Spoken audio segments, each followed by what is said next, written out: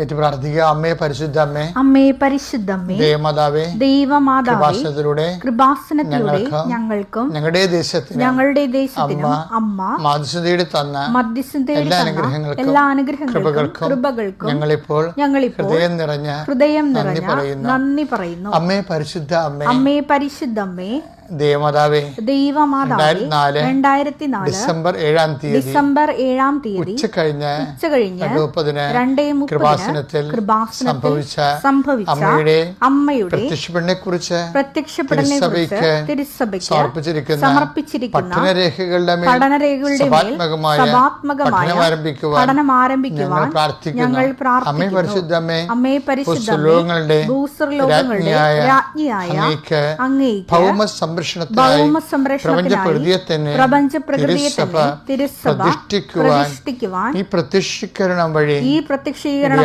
ഇടയാക്കണമേ. പരിശുദ്ധ അമ്മേ, ജപമാല മാതാവേ, സകല പ്രാർത്ഥനയോടും ചേർത്ത് ഞങ്ങളിപ്പോൾ പ്രാർത്ഥിക്കുന്ന ഈ കുടുംബത്തിന്റെ പ്രത്യേക നിയോഗം ഏറ്റുപറ മക്കളെ.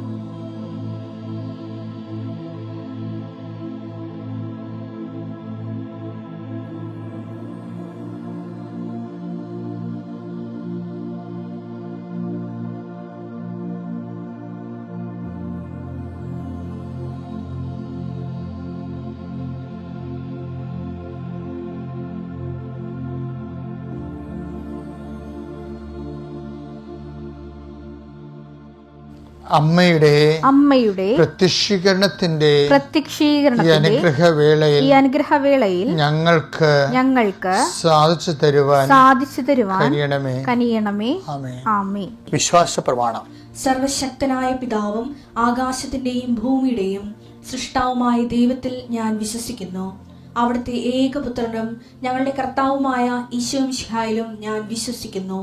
ഈ പുത്രൻ പരിശുദ്ധാത്മാവിനാൽ ഗർഭസ്ഥനായി കന്യകാമറിയത്തിൽ നിന്ന് പിറന്ന് പൊന്തിയോസ് പീലാത്തോസിന്റെ കാലത്ത് പീഡകൾ സഹിച്ച് കുരിശിൽ തറയ്ക്കപ്പെട്ട് മരിച്ച് അടക്കപ്പെട്ട് പാതാളങ്ങളിൽ ഇറങ്ങി മരിച്ചവരുടെ ഇടയിൽ നിന്ന് 3-ാം നാൾ ഉയർത്ത് സ്വർഗത്തിലേക്ക് എഴുന്നള്ളി സർവശക്തിയുള്ള പിതാവായ ദൈവത്തിന്റെ വലതുഭാഗത്തിരിക്കുന്നു.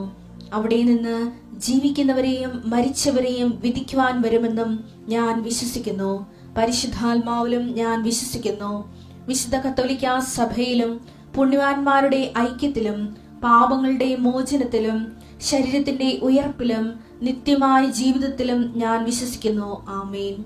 സ്വർഗ്ഗസ്ഥനായ ഞങ്ങളുടെ പിതാവേ, അങ്ങയുടെ നാമം പൂജിതമാകണമേ. അങ്ങയുടെ രാജ്യം വരണമേ. അങ്ങയുടെ തിരുമനസ് സ്വർഗത്തിലെ പോലെ ഭൂമിയിലും ആകണമേ. അന്നു വേണ്ടുന്ന ആഹാരം ഇന്ന് ഞങ്ങൾക്ക് തരണമേ. ഞങ്ങളോട് തെറ്റ് ചെയ്യുന്നവരോട് ഞങ്ങൾ ക്ഷമിക്കുന്നത് പോലെ ഞങ്ങളുടെ തെറ്റുകൾ ഞങ്ങളോടും ക്ഷമിക്കണമേ. ഞങ്ങളെ പ്രലോഭനത്തിൽ ഉൾപ്പെടുത്തരുതേ, തിന്മയിൽ ഞങ്ങൾ രക്ഷിക്കണമേ. ആമേൻ. നന്മ നിറഞ്ഞ മറിയമേ, സ്വസ്തി. കർത്താവ് അങ്ങയുടെ കൂടെ സ്ത്രീകളിൽ അങ്ങ് അനുഗ്രഹിക്കപ്പെട്ടവളാകുന്നു. അങ്ങയുടെ ഉദരത്തിൻ ഫലമായി ഈശോ അനുഗ്രഹിക്കപ്പെട്ടവനാകുന്നു. പരിശുദ്ധ മറിയമേ, തമ്പുരാന്റെ അമ്മേ, പാപികളായ ഞങ്ങൾക്ക് വേണ്ടി ഇപ്പോഴും ഞങ്ങളുടെ മരണസമയത്തും തമ്പുരാനോട് അപേക്ഷിക്കണമേ. ആമേൻ. കർത്താവേ, നിന്റെ ഉന്നതമായ നാമത്തിന് സ്വസ്ഥം ചെയ്യുന്നു. കർത്താവേ, നിന്റെ വിശുദ്ധ പൗരോഹിത്യത്തെ മഹത്വപ്പെടുത്തണമേ. കർത്താവേ, സഭയിലുള്ള സാന്നിധ്യം പ്രകടമാക്കണമേ. 39 വർഷം ഞാൻ അർപ്പിച്ച കൃപാനയുടെ യോഗ്യതയാൽ കൃപാസ്ഥാനത്താരെ ജീവനോടെ പ്രത്യക്ഷപ്പെട്ട പരിശുദ്ധ അമ്മയുടെ മാധ്യസ്ഥതലേ അത്താറിൽ നടന്ന 10,000-കണക്കിന് ആരാധന ശക്തിയാൽ ഈ പ്രാർത്ഥനയിൽ പങ്കെടുക്കുന്ന ഓരോ മക്കളുടെയും ഉച്ച മുതൽ ഉള്ളംകാല് വരെ കർത്താവിൻ്റെ രക്തം പടരട്ടെ. കർത്താവിൻ്റെ തിരുമുറുപാടുന്ന വലതുകരം, ആണിപ്പിടാർന്ന അത്ഭുതകരം, അടിപ്പിണർ പോലെ വൈതാഘാതം പോലെ ദൈവികമായ ശക്തിയാൽ നിൻ്റെ ഹൃദയത്തെയും ആത്മാവിനെയും ഹൃദയത്തെയും അധരത്തെയും കർത്താവ് സംശുദ്ധമാക്കട്ടെ. കർത്താവ് അങ്ങയുടെ മക്കൾ ഇന്ന് സഞ്ചരിക്കുന്ന വഴികളെ ആശീർവദിച്ച് പ്രാർത്ഥിക്കുന്നു. കർത്താവ് ഒരു ചിന്ത, നീ നടക്കേണ്ട വഴി ഞാൻ നിൻ്റെ മുഖത്ത് നോക്കി ഉപദേശിക്കുന്ന അളിച്ച കർത്താവിൻ്റെ ഉന്നതമായ നാമത്തിൽ നിനക്ക് സംഭവിക്കേണ്ട കാര്യങ്ങളെക്കുറിച്ച്, നിനക്ക് ആവശ്യമായ ഗൃഹപാഠങ്ങൾ ചെയ്തു തരുന്നതിന് പരിശുദ്ധാത്മാവിൻ്റെ സന്നദ്ധതയാണ് ആ വചനങ്ങളിലൂടെ വെളിപ്പെട്ട് വരുന്നുണ്ടെങ്കിൽ ആ വചനത്തിൽ വാഗ്ദാനത്തിൽ ആശ്രയിക്കുന്ന നിൻ്റെ കടന്നു പോകുന്ന വഴികളിൽ കർത്താവ് നിൻ്റെ ദൂതൻ അയച്ചുകൊണ്ട് നിൻ്റെ ജീവിത ലക്ഷ്യങ്ങളെ ക്രമീകരിക്കട്ടെ.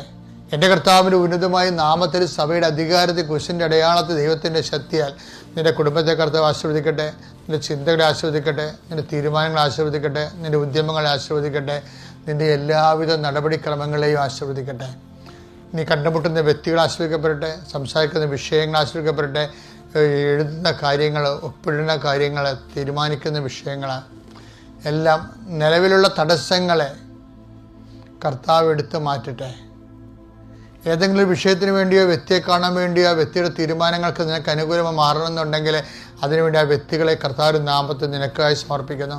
കർത്താവ് നിൻ്റെ ഉന്നതമായ നാമത്തിന് സ്വസ്ഥം ചെയ്യുന്ന കർത്താവ് ഇതിൻ്റെ വിശുദ്ധ പൗരോഹിത്യത്തിൽ മഹത്വപ്പെടുന്ന പ്രാർത്ഥിക്കുന്ന കർത്താവ്, ഭവനരഹിതരായുള്ള മക്കൾക്ക് വേണ്ടി പ്രാർത്ഥിക്കുന്നു, സ്ഥലമില്ലാത്ത മക്കൾക്ക് വേണ്ടി പ്രാർത്ഥിക്കുന്നു, സാമ്പത്തിക ബാധ്യതകൾ വിഷമിക്കുന്ന മക്കൾക്ക് വേണ്ടി പ്രാർത്ഥിക്കുന്നു, മാരകമായ രോഗങ്ങളും രോഗം മൂലം ക്ലേശിക്കുന്നവർക്ക് വേണ്ടി പ്രാർത്ഥിക്കുന്നു, വിവിധങ്ങളായ രോഗങ്ങളാൽ വലയപ്പെടുന്നവർക്ക് വേണ്ടി പ്രാർത്ഥിക്കുന്നു, സമാധാനമില്ലാത്ത കുടുംബങ്ങൾക്ക് വേണ്ടി പ്രാർത്ഥിക്കുന്നു, ഭാര്യാഭർത്താക്കന്മാരിൽ അകന്ന് കഴിയുന്നവർ, പിരിഞ്ഞു കഴിയുന്നവർ, ഒരുമിച്ച് ജീവിക്കാൻ ആഗ്രഹിക്കുന്നവർക്ക് എത്രയും ജീവിക്കാൻ വേണ്ടി പ്രാർത്ഥിക്കുന്നു, മക്കളില്ലാത്തവർക്ക് വേണ്ടി പ്രാർത്ഥിക്കുന്നു. കർത്താവ് ഓരോരോ ജീവിത ആവശ്യങ്ങൾ, ജീവിത യാതനകൾ, അതിൻ്റെ സാങ്കേതിക തടസ്സങ്ങൾ, നിയമ തടസ്സങ്ങൾ, അതുപോലെ തന്നെ കോടതിയിൽ അകപ്പെട്ടിരിക്കുന്ന വിഷയങ്ങൾ, സ്റ്റേഷനിൽ അകപ്പെട്ടിരിക്കുന്ന വിഷയങ്ങളുടെ മേലെല്ലാം ദൈവികമായ ഇടപെടലുണ്ടാകാൻ വേണ്ടി പ്രാർത്ഥിക്കുന്നു. എൻ്റെ കർത്താവിന് ഉന്നതമായ നാമത്തിൽ പരീക്ഷയുടെ റിസൾട്ട് പ്രതീക്ഷിക്കുന്നവരെ, റിവാലുവേഷനെ കൊടുത്തിട്ടുള്ളവരെ, നിൻ്റെ ഉപരിപഠനത്തിനും ഉപരി ജീവിതത്തിന് ആവശ്യമായ യോഗ്യത നേടാൻ ആവശ്യമായ എല്ലാ സംവിധാനങ്ങളുടെ മേലും ദൈവികമായ കൃപ ആവസിക്കണമെന്ന് പ്രാർത്ഥിക്കുന്നു. എൻ്റെ കർത്താവിൻ്റെ ഉന്നതമായ നാമത്തിൽ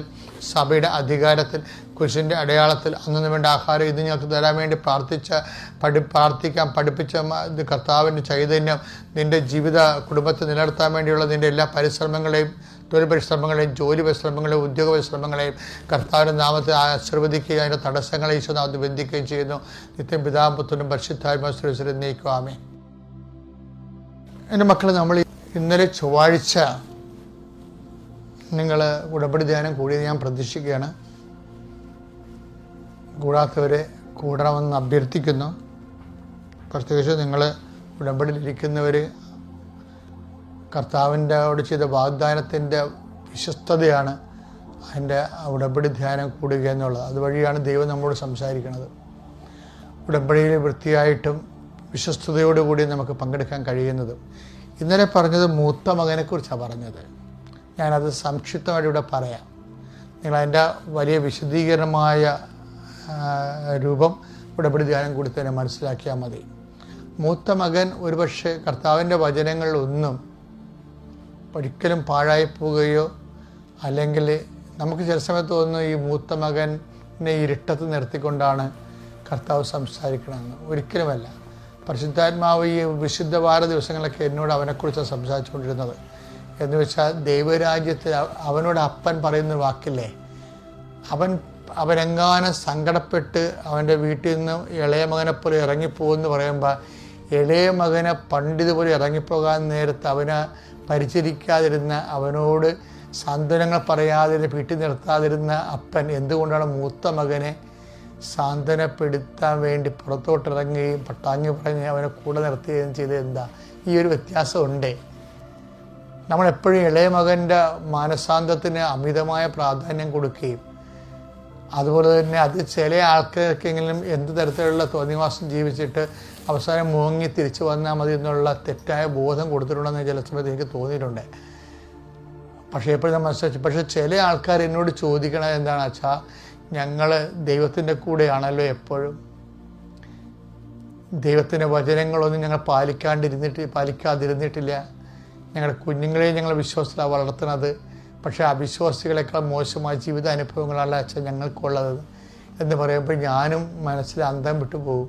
ശരിയാണ് എല്ലാവരും പറയണത്, പള്ളിയിൽ നിന്ന് മാറി നടക്കുന്നവരാണ്, പള്ളിയും പട്ടക്കാരും ഇല്ലാതെ നടക്കുന്ന എത്രയോ മനുഷ്യർ ഇവിടെ ഈ ഭൂമിയിൽ ഭൗതികമായ സുഖങ്ങളൊക്കെ അനുഭവം സന്തോഷമായിട്ട് ജീവിക്കുമ്പോൾ ഇതുങ്ങൾ ഞെരുങ്ങളെ എന്തുകൊണ്ടാണെന്ന് ഞാൻ കർത്താവിനോട് ചോദിച്ചിട്ടുണ്ട്.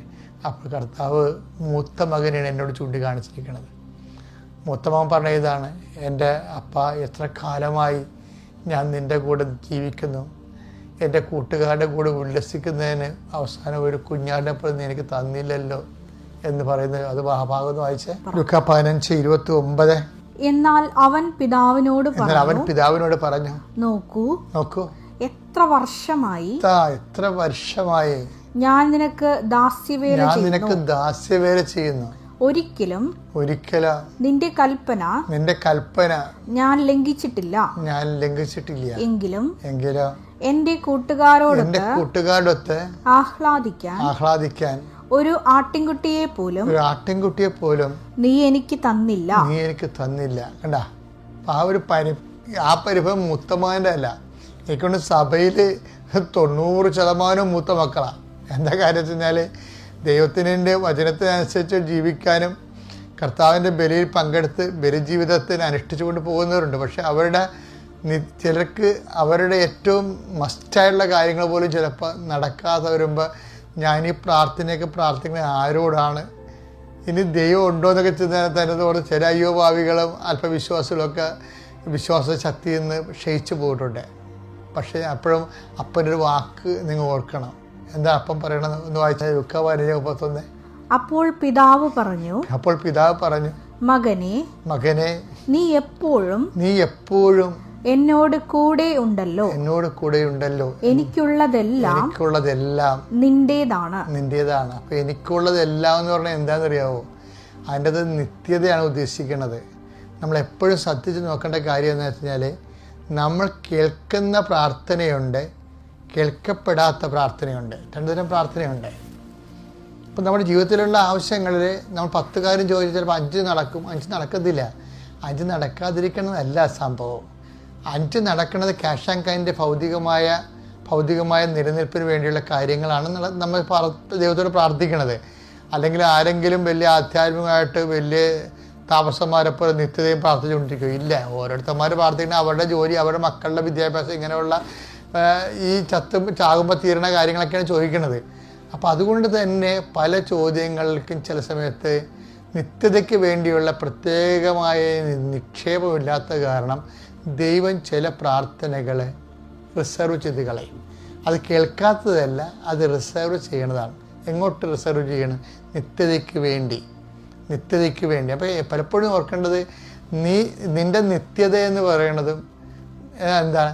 കേൾക്കപ്പെടാത്ത പ്രാർത്ഥനയാണ്. അതാണ് അപ്പം പറയണത്.